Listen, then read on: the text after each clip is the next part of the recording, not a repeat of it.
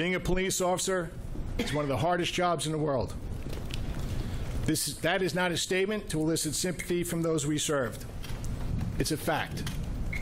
Cops have to make choices, sometimes very quickly, every single day. Some are split-second, life-and-death choices. Oftentimes, they are choices that will be thoroughly and repeatedly examined by those with much more time to think about them than the police officer had.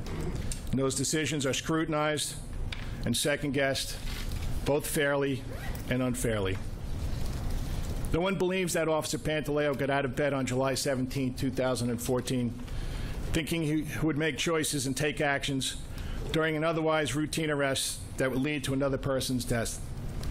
But an officer's choices and actions, even made under extreme pressure, matter.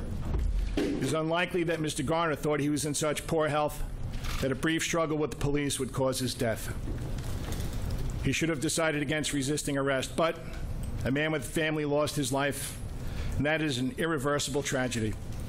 And a hardworking police officer with a family, a man who took this job to do good, to make a difference in his home community, has now lost his chosen career. And that is a different kind of tragedy. In this case, the unintended consequence of Mr. Garner's death must have a consequence of its own.